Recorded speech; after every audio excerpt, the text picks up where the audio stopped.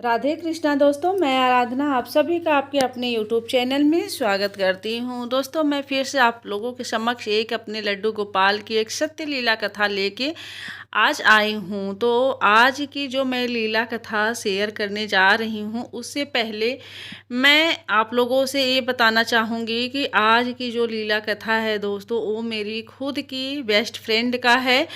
तो आगे कैसे मुझे पूरी स्टोरी पता चली, मैं आगे आप लोगों को पूरा बताऊंगी। उससे पहले जो है आप लोगों से रिक्वेस्ट है कि आप लोग यार मेरे वीडियो को लाइक नहीं करते हैं, कि आप लोगों को पसंद नहीं आता है, तो प्लीज़ आप लोग वीडियो को एक लाइक कर दिया करिए और छोटा सा प्यारा सा कमेंट करके मुझे मोटिवेट करिए, ताकि मैं आप लोगों के लिए ऐसी ही सच्ची लीला कथा अपने लड्डू गोपाल का लाती रहूं। तो चलिए दोस्तों, मैं ज़्यादा फोर्स नहीं करूंगी, आप लोगों की जैसी इच्छा आप लोग देख रहे हैं वही मेरे लिए बहुत है।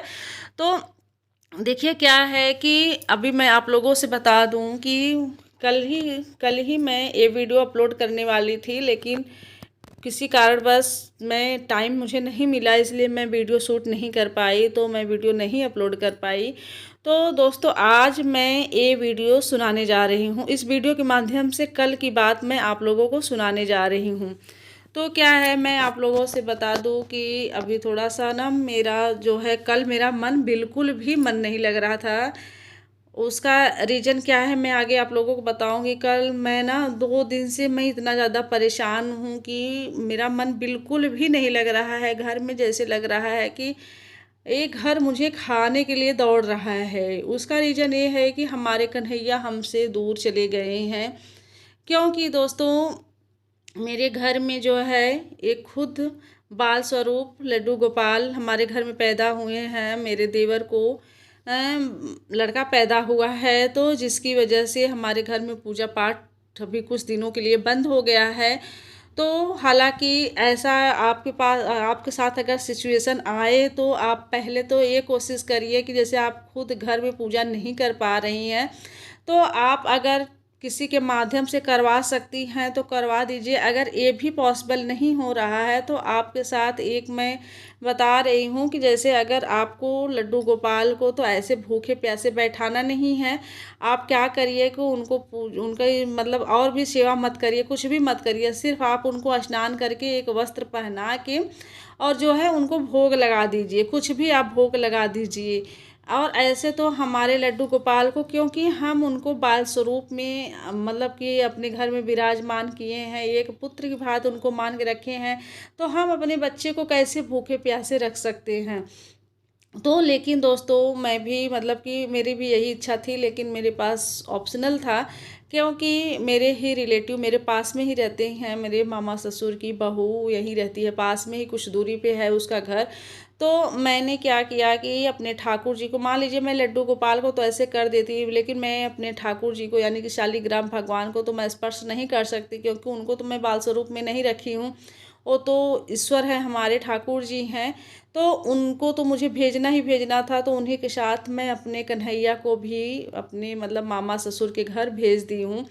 और 2 दिन से हमारे ठाकुर जी, हमारे लड्डू गोपाल हमारे घर में नहीं हैं, तो जिसकी वजह से मेरा घर पूरा जैसे एकदम खाने को दौड़ रहा है। मतलब मुझे कहीं भी हमारे कन्हैया दिख नहीं रहे हैं। इतना मतलब कि मन दुखित है कि मैं आपको शब्दों में नहीं बता सकती दोस्तों।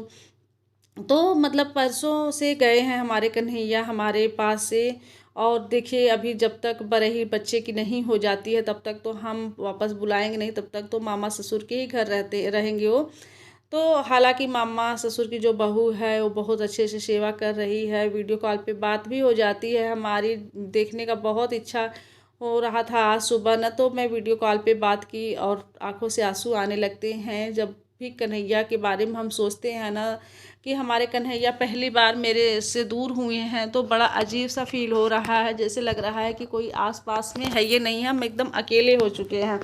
तो हम भक्तों का यही होता है कि हम अपने कन्हैया से इतना ज़्यादा भाव से जुड़ जाते हैं ना, कि उनको एक पल के लिए भी हम अपने से दूर नहीं रखने के लिए सोच पाते हैं। रखना तो बहुत बड़ी बात होती है। तो अब आप समझ सकते हैं, जो भी लड्डू गोपाल भक्त हैं उनको इस बात का आभास होगा कि अपने कन्हैया से दूर रहने का दर्द क्या होता है। तो मेरे साथ भी दोस्तों वही हो रहा है। तो कल मैं आप लोगों से बता दूं कि कल मेरा मन मतलब 2 दिन से बिल्कुल भी नहीं लग रहा था। तो कल मैं एकदम बहुत बेचैन हो गई थी और कल था एकादशी। तो एकादशी के दिन हम अपने कन्हैया का कुछ भी सेवा भाव नहीं कर पाए, तो इसलिए मुझे और भी मेरा मन नहीं लग रहा था, बहुत ज़्यादा मेरा मन दुखी था। तो ऐसे में क्या करते हैं हम लोग कि जब भी हमारा मन दुखी होता है तो हम क्या करते हैं कि अपने किसी खास फ्रेंड से या फिर किसी खास जो है बहनों से, मतलब अपनी बहनों से या फिर अपने दोस्तों से जो हमारी बेस्ट फ्रेंड होती हैं उनसे बात कर लेते हैं। तो मेरी भी बचपन की फ्रेंड है, बेस्ट फ्रेंड, कॉलेज तक पढ़ी है हमारे साथ। तो मैंने क्या किया कि कल उसके पास मैंने कॉल किया। तो कल्पना मेरी बेस्ट फ्रेंड है, तो और सीमा, तो कल्पना के पास मैंने कॉल किया। तो कल्पना से ऐसे ही बात करने लगी तो बोली कि यार मेरा मन आज नहीं लग रहा है। तो उसने पूछा कि क्या हो गया, क्यों मन नहीं लग रहा है। तो ऐसे ही बोलने, ऐसे बातें होने लगी, तो सब कुछ बातें होने तो वो भी अपना मतलब बताने लगी। ऐसे ही कन्हैया के बारे में जब हम बात करने लगते हैं ना तो कितना लंबा बात हो जाता है, कुछ हमको पता ही नहीं चलता है कि हम कितनी लंबी बातें कर रहे हैं।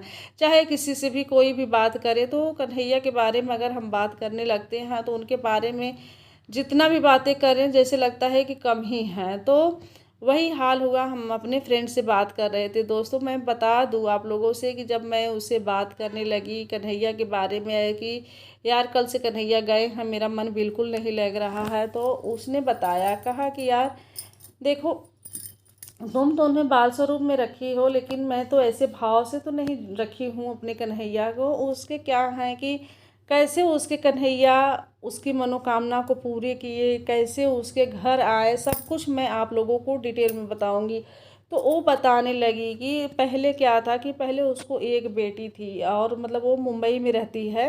तो एक ही बेटी उसको थी और मेरे से पहले उसकी शादी हुई थी। तो क्या हुआ दोस्तों कि उसके जो बिल्डिंग थी उसकी, तो उसकी बिल्डिंग के कुछ दूरी पे रामचंद्र जी का बहुत ही बढ़िया मंदिर था। तो उस मंदिर में कल्पना जो है डेली जाती थी वहाँ पे दर्शन करने, राम जी के दर्शन करने डेली जाती थी।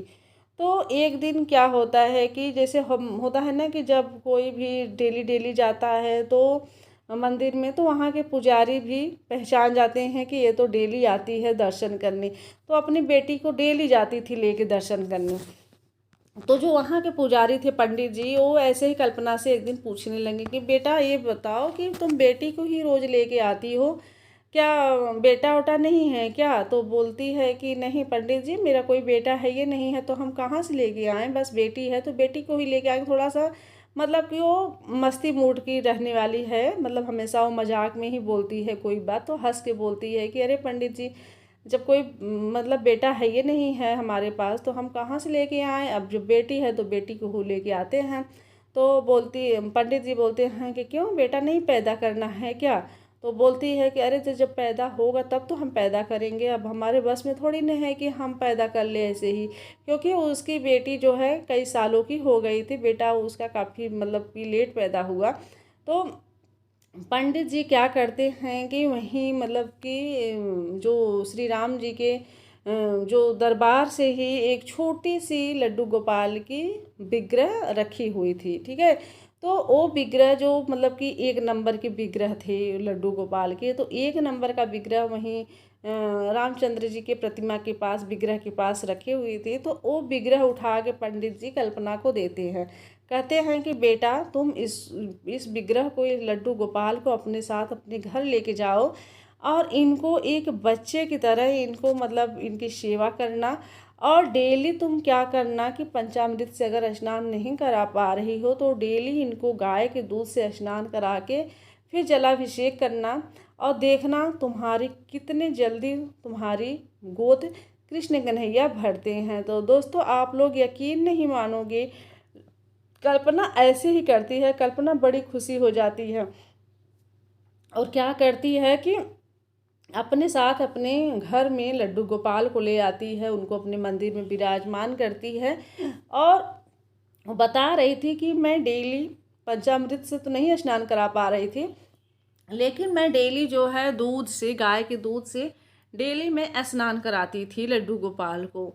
और ऐसा करते करते करते करते मतलब आप लोग विश्वास नहीं करेंगे कि इतनी जल्दी लड्डू गोपाल उसकी पुकार सुने कि मुझे तो आश्चर्य होने लगा। कल जब वो बोले कि यार 2.5 महीना ही मेरा हुआ था, 2.5 महीने में ही मुझे पूजा करते हुए मतलब लड्डू गोपाल की सेवा करते हुए मुझे हुआ था।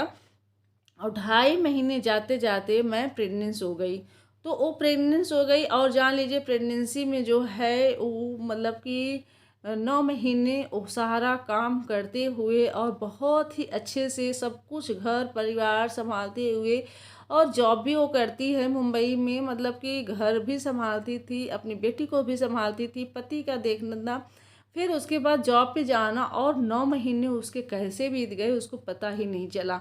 और 9 महीने बाद उसको एक बेटे की प्राप्ति हुई। तो दोस्तों ये सब कैसे हुआ, इतने जल्दी कैसे हुआ, आप लोग यकीन नहीं मानोगे मेरी खुद। इसलिए मैं आप लोगों से देखिए, मैं बार बार आप लोगों से मैं बोलती हूँ कि देखिए मैं ऐसे ही कहीं से भी उठा के मैं कोई भी कहानी नहीं लेके आती हूँ कि आप लोगों को ये लगता होगा। मेरी कई फ्रेंड ऐसे पूछती हैं कि यार आप मतलब हमेशा हमेशा कैसे लड्डू गोपाल की इतनी कहानियाँ लेके आती हैं। तो देखिए आजकल सबके घरों में लड्डू गोपाल, ज़्यादातर घरों में लड्डू गोपाल रहते हैं। तो जिनके भी घर में लड्डू गोपाल है ना, तो हमारे रिलेटिव ही इतना ज़्यादा मतलब कि कोई न कोई ऐसी ही लीला बता देते हैं। तो मैं वही आप लोगों के साथ शेयर करती हूँ। तो देखिए कल भी मैं यही सोच रही थी कि आज मेरे लिए कोई मतलब लीला कथा मुझे नहीं मिल रहा है कि मैं कौन सी लीला कथा अपने कन्हैया के साथ, कन्हैया का मैं शेयर करूँ। तो होता है ना, तो अचानक से देखिए कल्पू से मैं मतलब कल्पना, सॉरी मैं उसको प्यार से कल्पू बोलती हूँ, कल्पना से मेरी बात हमेशा होती है, लेकिन आज तक कभी भी जिक्र नहीं हुआ। लेकिन हमारे लल्ला मतलब कि वो हमारी समस्याओं को कैसे दूर कर देते हैं हमें खुद पे खुद पता नहीं चलता है। तो कल देखिए मैं मतलब मेरे दिमाग में ये भी नहीं था, लेकिन हमें ये कि लीला कथा अपनी खुद पे खुद आके सुना दिए। तो देखिए कल्पना का जो है 2.5 महीने के बाद ही उसकी हमारे लड्डू गोपाल ने उसकी प्रार्थना स्वीकार कर ली और जो है उसकी गोद भर दी। तो अब आप ये सोच लीजिए कि बस सिर्फ और सिर्फ हमारे कन्हैया बस थोड़े से दूध के स्नान से और जल के स्नान से जो है इतने ज़्यादा प्रसन्न हो गए वो कि 2.5 महीने में ही वो अपने भक्त की गोद भर दी और उसकी मनोकामना को पूर्ति की। तो हमारे लल्ला ऐसे ही हैं, जब भी आप उनके साथ एक श्रद्धा और विश्वास के साथ भाव से साथ जुड़ जाएंगे तो निश्चित रूप से दोस्तों आपकी वो मनोकामना पूरी करेंगे ही करेंगे, चाहे जैसे। आपको बस उनके प्रति अपना विश्वास बनाना होगा और एक सच्चे भाव से उनकी सेवा करनी होगी। ऐसा नहीं है कि आप 2 घंटे बैठे रहो उनके पास और जो है मन आपका कहीं और हो, बस 5 मिनट ही आप उनके पास बैठो, लेकिन सच्चे भाव से बैठो, दिल से जुड़ो। अगर आपके पास टाइम नहीं है दोस्तों, तो आप नाम जप करते करते आप उनकी सेवा करते रहो। और बस ऐसा मतलब बहुत लोग हैं बैठ के 2 घंटा माला जाप करते हैं, मतलब कि गीता भागवत पढ़ते हैं। अगर आपके पास इतना समय नहीं है तो आप सिर्फ और सिर्फ काम करते करते ही नाम का जाप करिए। नाम जाप में बहुत शक्ति है, बहुत ज़्यादा शक्ति है। और आपके ईश्वर, आपके प्रभु, आपके कन्हैया इतने जल्दी आप पे प्रसन्न होंगे कि आपको यकीन ही नहीं होगा कि हमारे प्रभु इतने जल्दी हम पे प्रसन्न हो गए। तो दोस्तों मतलब कि हम यही आप लोगों से कहना चाह रहे थे कि आप भी अगर अपने कन्हैया को अपने घर में विराजमान किए हैं तो आप लोग प्लीज़ एक सच्चे भाव से, सच्ची आस्था से और विश्वास के साथ अपने कन्हैया की सेवा करिए। निश्चित रूप से मतलब कि आप लोगों की मनोकामनाओं को कन्हैया पूरी करेंगे, सारी चिंताओं को, सारे दुखों को दूर करेंगे। तो आज की जो मैं कहानी बताई हूँ, जो लीला कथा बताई हूँ दोस्तों, वो हमारी फ्रेंड का ही है, कोई इसमें बनावटी नहीं है, इसीलिए मैं खुल के नाम ले के बोली हूँ। तो ऐसे हैं हमारे कन्हैया कि अपने भक्त को कभी भी निराश नहीं करते हैं, उनकी सारी मनोकामनाओं को पूरी करते हैं। तो ये थी आज की हमारी छोटी सी लीला कथा जो कि मैं आप लोगों के साथ शेयर की हूँ दोस्तों। अगर थोड़ी भी पसंद आई हो तो प्लीज़ लीला कथा को, इस वीडियो को एक लाइक करके अपने फ्रेंड्स फैमिली में ज़रूर शेयर कर दीजिएगा। और चैनल पे पहली बार आए हैं तो सब्सक्राइब करके बेल आइकन को प्रेस कर दीजिए, ताकि आप लोगों को ऐसी ही सच्ची घटना पे आधारित लीला कथा लड्डू गोपाल के सुनने और जानने को मिलते रहे, और साथ ही साथ आप लोगों को प्यारे प्यारे भजन भी सुनने को मिलते रहें। तो चलिए दोस्तों, आज के लिए इजाज़त चाहती हूँ। मिलती हूँ किसी ऐसी ही सत्य लीला कथा के साथ या फिर किसी प्यारे से भजन के साथ। तब तक के लिए राधे कृष्णा, हर हर महादेव।